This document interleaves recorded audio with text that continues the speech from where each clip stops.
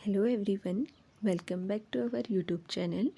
तो अपने इस चैनल पे हमने EMRS KVS और NVS के रिगार्डिंग NCERT सीरीज स्टार्ट की है। तो इसमें हम सबसे पहले 12th की NCERTs को कवर करेंगे, देन हम 11th क्लास की NCERT को कवर करेंगे जिसमें हम PGT हिस्ट्री को टारगेट कर रहे हैं। ठीक है, तो इसमें हम सबसे पहले देखेंगे चैप्टर 12th में जो है NCERT की 3 बुक्स हैं। तो इसमें हम आज देखेंगे इसका चैप्टर नंबर फर्स्ट देखेंगे जो कि है ईंटें, मनके और अस्थियाँ। इस चैप्टर से रिलेटेड जितने भी ऑब्जेक्टिव क्वेश्चंस एग्ज़ाम ओरिएंटेड बन सकते हैं हम उन्हें कवर करेंगे, तो आप इस वीडियो में हमारे साथ बने रहिएगा। तो आज का हमारा फर्स्ट क्वेश्चन है, हड़प्पा के संदर्भ में संस्कृति शब्द का प्रयोग पुरातत्वविदों ने निम्नलिखित में से किन विशेषताओं के आधार पर किया है। तो यहाँ पे ऑप्शंस दिए गए हैं। पहला है वस्तुओं की विशिष्ट शैली, दूसरा है एक विशेष भौगोलिक क्षेत्र से संबद्धता, या तीसरा है कि विशेष कालखंड से संबद्ध होना। तो जो हड़प्पा सभ्यता के संदर्भ में जो संस्कृति जो शब्द है वो इन तीनों ऑप्शंस को ही फुलफिल करता है। तो हमारा जो राइट आंसर हो गया वो हो गया ऑप्शन नंबर डी। ठीक है, तो यहाँ पे हम देख सकते हैं कि जो तीनों हमें ऑप्शंस दिए गए हैं ये करेक्ट ही होते हैं। ठीक है, तो अब हम देखेंगे नेक्स्ट क्वेश्चन। नेक्स्ट क्वेश्चन है कि हड़प्पा सभ्यता के संदर्भ में जो काल अवधि दी गई, क्योंकि अगर हम देखें हम अलग अलग बुक्स में देखेंगे तो इसमें हमें थोड़ा डिफरेंस दिखाई देता है, लेकिन क्योंकि NCERT को प्रेफर किया जाता है तो हम इसमें NCERT ही कवर करें, तो उसके रिगार्डिंग ही देखेंगे। तो इसका जो करेक्ट ऑप्शन हो जाएगा ऑप्शन नंबर बी। 2600 से 1900 ईसा पूर्व के मध्य जो है वो पुरातत्वविदों ने हड़प्पा की अवधि मानी है। ठीक है, तो अब हम देखेंगे इसमें नेक्स्ट क्वेश्चन। तो नेक्स्ट क्वेश्चन है यहाँ पे मैच द फॉलोइंग है। तो BC की फुल फॉर्म क्या होती है और AD की फुल फॉर्म क्या होती है, इससे रिलेटेड हमारा क्वेश्चन है। तो ठीक है, तो इसमें अगर हम इसको सीधे ही देख लेते हैं। जैसे BC होता है, BC मीन्स होता है बिफोर क्राइस्ट, यानी जो ईसा मसीह के जन्म के जो पूर्व की अवधि है उसे BC कहा जाता है। ठीक है, अगर हम AD कहेंगे तो AD मीन्स होता है एनो डीमनी, इसे हिंदी में लिखा जाता है। इसका तात्पर्य होता है कि ईसा मसीह के जन्म के वर्ष से है। जब ईसा मसीह के जन्म से जो पहले का समय है उसे BC बिफोर क्राइस्ट कहा जाता है, और ईसा मसीह के जन्म के समय से जो टाइम पीरियड स्टार्ट होता है उसे बोला जाता है AD, यानी एनो डोमिनी। ठीक है, और अगर हम यहाँ पे देखें तो AD के स्थान पर CE तथा BC के स्थान पर BCE का भी प्रयोग किया जाता है। इसमें जो CE अगर हम देखेंगे कि जो ये CE है वो किसको रिप्रेजेंट करता है, तो जो CE होगा वो CE किसको रिप्रेजेंट कर रहा है, CE रिप्रेजेंट करता है तो इसमें जो CE का प्रयोग कॉमन एरा के लिए किया जाता है तथा BCE का प्रयोग बिफोर कॉमन एरा के लिए किया जाता है। तो ये हमें ध्यान रख लेना है। ठीक है, तो अब हम इसमें देखते हैं नेक्स्ट क्वेश्चन। तो नेक्स्ट क्वेश्चन है यहाँ पे कि जो हड़प्पा संस्कृति है उसके संदर्भ में जो चौलिस्तान वर्ड के बारे में यहाँ पे पूछा गया है कि जो चौलिस्तान है इसका प्रयोग किस क्षेत्र के लिए होता है। तो जो थार रेगिस्तान से लगा हुआ पाकिस्तान का रेगिस्तानी क्षेत्र है उसके लिए हम चौलिस्तान का प्रयोग करते हैं। तो ऐसे क्वेश्चंस पूछे जा सकते हैं, तो हमें ये ध्यान रख लेना है। ठीक है, अब हम देखेंगे इसी में नेक्स्ट क्वेश्चन है कि यहाँ पे हमें ऑप्शंस दिए गए हैं। हड़प्पा संस्कृति में बाजरे के दाने गुजरात से मिले हैं। तो अब हमारा ऑप्शन है कि जो हड़प्पा सभ्यता में बाजरे के दाने हैं वो गुजरात से मिले हैं। तो यहाँ पे हमें ये भी ध्यान रख लेना है, क्योंकि कहीं पे इसके स्थान पे यह भी क्वेश्चन आ सकता है कि हड़प्पा सभ्यता में बाजरे के दाने कहाँ से मिले हैं, तो वो गुजरात से मिले हैं। नेक्स्ट ऑप्शन है हड़प्पा निवासी भेड़, बकरी, भैंस तथा सूअर पालते थे। तो ये भी एकदम करेक्ट है, क्योंकि जो हड़प्पा के लोग थे वो भेड़, बकरी, भैंस तथा सूअर पालते थे। तो हमारा राइट आंसर हो जाएगा ऑप्शन नंबर C। ठीक है, अब देखेंगे क्वेश्चन नंबर 6। तो क्वेश्चन नंबर 6 है यहाँ पे हड़प्पा सभ्यता की कृषि प्रौद्योगिकी से रिलेटेड क्वेश्चन पूछा गया है कि जो हड़प्पा की कृषि प्रौद्योगिकी है उसके संदर्भ में हमें ऑप्शंस दिए गए हैं। ठीक है, पहला है मुहरों पर वृषभ का रेखांकन तथा प्राप्त मृण मूर्तियों से पता चलता है कि हड़प्पा निवासी खेत जोतने के लिए बैलों का प्रयोग करते थे। ये ऑप्शन बिल्कुल करेक्ट है। सेकंड ऑप्शन है लोथल से मिट्टी से बने हल प्रतिरूप प्राप्त हुए, तो बिल्कुल इनकरेक्ट है, क्योंकि जो मिट्टी के हल मिले थे वो लोथल से न मिलकर बनावली से मिले थे। वो कहाँ से मिले थे ये भी हमें ध्यान रख लेना है, क्योंकि पूछा जा सकता है। तो जो मिट्टी के हल मिले थे वो बनावली से मिले थे, लोथल से नहीं मिले थे। थर्ड ऑप्शन है पुरातत्वविदों को कालीबंगन से जुते हुए खेत के साक्ष्य मिले, ये बिल्कुल करेक्ट है। कालीबंगन राजस्थान से जुते हुए खेत के साक्ष्य मिले थे। तो जो हमारा करेक्ट ऑप्शन हो जाएगा 1 एंड थर्ड हो जाएगा ऑप्शन नंबर सी। ठीक है, तो इस तरह से हमें ये ध्यान रख लेना है। अब देखते हैं नेक्स्ट क्वेश्चन। नेक्स्ट क्वेश्चन है कि जो गणेश्वर जोधपुरा संस्कृति है वो किस हड़प्पाई स्थल की सूचक है। तो जो गणेश्वर जोधपुरा संस्कृति है वो खेतड़ी स्थल की सूचक है, और मेनली जो खेतड़ी था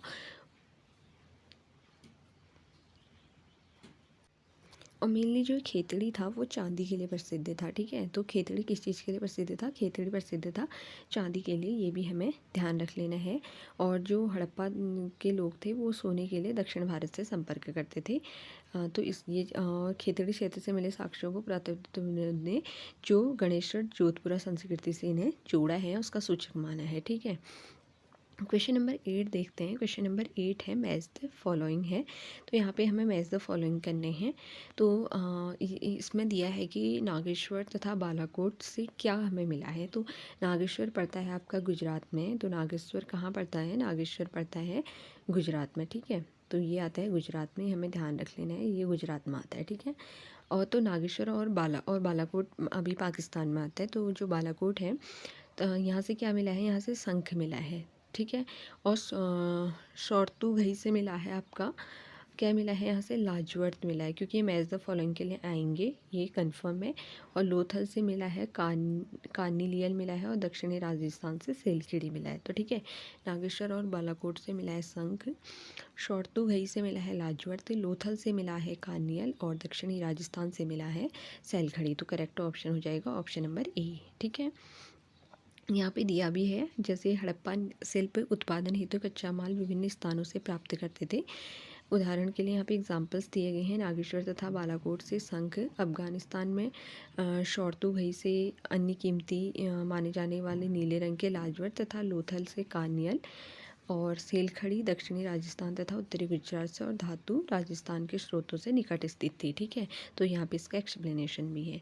तो अब देखते हैं नेक्स्ट क्वेश्चन हमें यहाँ पे दिया है कि नेक्स्ट क्वेश्चन है आपका इसमें बस्ती मतलब हमें स्थल से रिलेटेड ऑप्शन दिए हैं, हमें बताना है कि ये जो विशेषताएं दी हैं किस स्थल के साथ मैच करती हैं। तो पहला है इसमें बस्ती 2 भागों में विभाजित था, एक भाग छोटा लेकिन नीचे बनाया गया था, तथा दूसरा भाग अधिक बड़ा लेकिन नीचे बनाया गया था। ठीक है, तो दूसरा है इसमें विशाल भवन निर्माण का कार्य चबूतरों पर एक निश्चित क्षेत्र तक सीमित किया गया, जो नियोजन का बेहतर एग्जाम्पल है। और शायद इस ऑप्शन से तो सभी लोग पहचान जाएंगे विशाल स्नानागार। तो ये सारी करेक्टरिस्टिक्स हैं मोहनजोदड़ो की। तो ये जितनी भी 3 विशेषताएं जो दी गई थी ये थी मोहनजोदड़ो की। ठीक है, नेक्स्ट क्वेश्चन देखते हैं। क्वेश्चन नंबर 10, हड़प्पा शहरों में सड़कों तथा गलियों का निर्माण ग्रिड पैटर्न पर किया गया था। तो ये ऑप्शन बिल्कुल करेक्ट है, क्योंकि जो हड़प्पा में जो सड़कों तथा गलियां बनाई गई थी वो ग्रिड पैटर्न पे बनी थी। तो ये भी हमें ध्यान रख लेना है कि किस पैटर्न पर वो बनी थी, ग्रिड पैटर्न पर बनी थी। ऑप्शन नंबर सेकंड है मोहनजोदड़ो का निचला शहर आवासीय भवनों का उदाहरण प्रस्तुत करता है। तो ये दोनों करेक्ट हैं। थर्ड ऑप्शन हम यहाँ पे देखते हैं, तो थर्ड है हड़प्पाई भवनों की मुख्य विशेषता है कि कि मुख्य द्वार से भवन के आंतरिक आंगन का सीधा अवलोकन किया जा सकता है। तो ये नहीं किया जा सकता है, क्योंकि ये लोग मतलब आंतरिक भाग जो आंगन होता था उसका डायरेक्ट अवलोकन नहीं किया जा सकता है। तो इसके जो करेक्ट ऑप्शन हो जाएगा वो हो जाएगा ऑप्शन नंबर बी। ठीक है, क्योंकि इसमें जो थर्ड ऑप्शन है वो इनकरेक्ट है।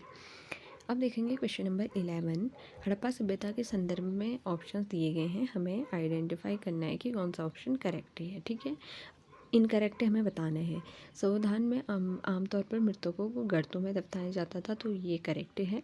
हड़प्पा स्तंभों से मिले समाधान सामाजिक विभिन्नताओं की ओर संकेत करते हैं, ये भी करेक्ट है। समाधानों के साथ विभिन्न आभूषणों की प्राप्ति इस बात का संकेत है कि हड़प्पावासी पारलौकिक जीवन में विश्वास करते हैं, ये भी करेक्ट है। हड़प्पावासी मृतकों के साथ अधिकाधिक बहुमूल्य वस्तुएं दफनाते थे, ये अगर हम देखे जाएं इन सब में ये इनकरेक्ट है, क्योंकि वो दफनाते ज़रूर थे बट बहुत ज़्यादा बहुमूल्य वस्तुएं नहीं दफनाते थे। अगर हम कंपैरिजन में देखें तो जो बहुत चीज़ें दफनाने का जो हमें मिलता है कि बहुमूल्य वस्तुएं ही जो दफना देते थे वो थे मिस्र के लोग थे। मिस्र की सभ्यता में ये था कि वो अपनी बहुमूल्य सामान ही उसमें दफना देते थे। तो ये मोहनजोदड़ो में भी वो लोग दफनाते थे, बट इतने अपनी वैल्यू वाली जो वस्तुएं थी उन्हें नहीं दफनाते थे। ठीक है। अब क्वेश्चन नंबर 12 है, फयांस का संबंध निम्नलिखित में से किससे है? तो ये इसका जो करेक्ट ऑप्शन है ऑप्शन नंबर बी है। बालू तथा रंग व चिपचिपे पदार्थ से बनाया गया जो मिश्रण होता था उसे फयांस कहा जाता था। ठीक है। अब हम देखेंगे क्वेश्चन नंबर 13। क्वेश्चन नंबर 13 है हमारा कि यहाँ पे भी ऑप्शन वाला ही है और आजकल एग्ज़ाम पैटर्न भी यही है कि मोस्टली इसी तरह के क्वेश्चंस पूछे जाते हैं। तो इसमें हमारा क्वेश्चन है, हड़प्पा सभ्यता में शिल्प उत्पादन से रिलेटेड क्वेश्चन पूछा गया है। तो ऑप्शन नंबर फर्स्ट है, कार्नियल लाल रंग का पत्थर था जिसका प्रयोग मनकों के निर्माण में किया जाता था। अभी हमने पढ़ा भी, जो कार्नियल है मेनली कहाँ से मंगाया जाता था, तो ये कहाँ से था, इसका लोथल से ये रिलेट था। ठीक है। तो कार्नियल वाला अगर पूछा जाता है तो ये लोथल से था, हमें ये ध्यान रख लेना है। कहाँ से है? लोथल से। ठीक है। और अगर हम नेक्स्ट देखें तो हड़प्पा स्थल चौहंदड़ो शिल्प उत्पादन से संबंधित था। तो हमें ये ध्यान रख लेना, जो हड़प्पा का स्थल है चौहंदड़ो वो शिल्प उत्पादन से संबंधित था। सेल खड़ी का प्रयोग भी मन के बनाने के लिए किया जाता था। तो यहाँ पे तीनों ऑप्शंस हमारे करेक्ट हैं, तो correct option option number D है। ठीक है। नेक्स्ट क्वेश्चन देख लेते हैं, निम्नलिखित में से कौन से क्षेत्र से शंख निर्मित वस्तुओं के निर्माण के प्रमुख केंद्र हैं? तो नागेश्वर तथा बालाकोट है। अभी हमने ऊपर मैच द फॉलोइंग में भी ये किया था, तो इसका करेक्ट ऑप्शन सी है। ठीक है। नेक्स्ट क्वेश्चन है, नेक्स्ट क्वेश्चन यहाँ पे हमें दिया हुआ है, निम्नलिखित में से कौन सी वस्तुएं शिल्प उत्पादन केंद्रों की पहचान में सहायक है? अभी हमने जो मेनली शिल्प के लिए फेमस स्थल पढ़ा था वो कौन सा था?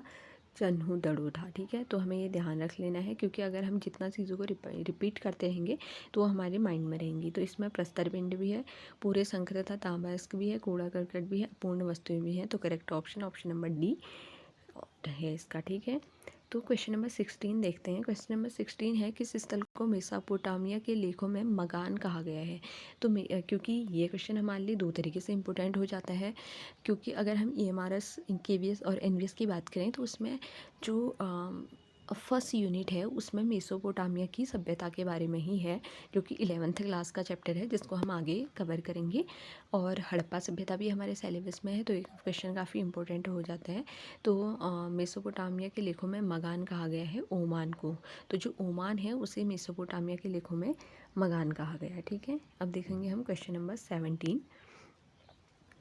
क्वेश्चन नंबर 17 हमारा ऑप्शनल वाला ही है, तो यहाँ पे हमारे ऑप्शन से हैं।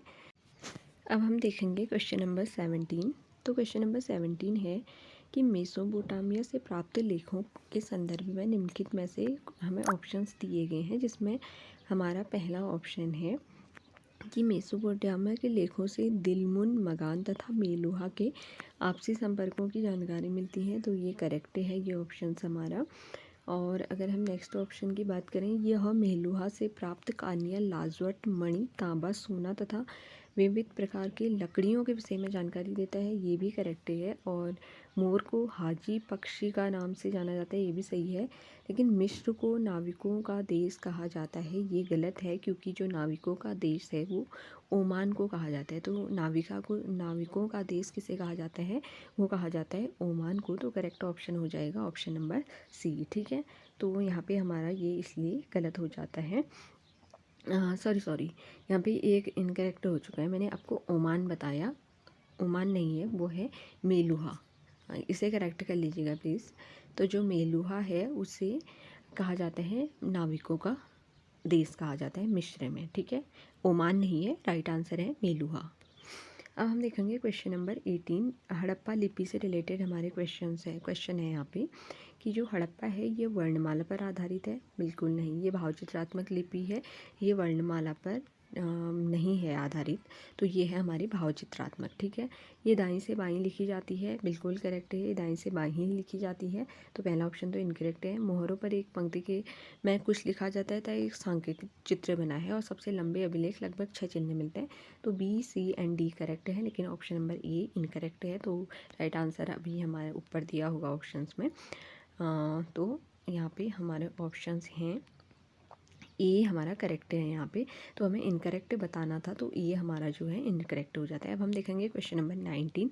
क्वेश्चन नंबर 19 में हमें दिया गया है बाटों से रिलेटेड पूछा गया है कि बाटों का निर्माण सामान्यतः चट नामक पत्थर से होता था। बिल्कुल करेक्ट है। अधिकांशतः ये बाट निशान रहित तथा घनाकार होते हैं, ये भी करेक्ट है।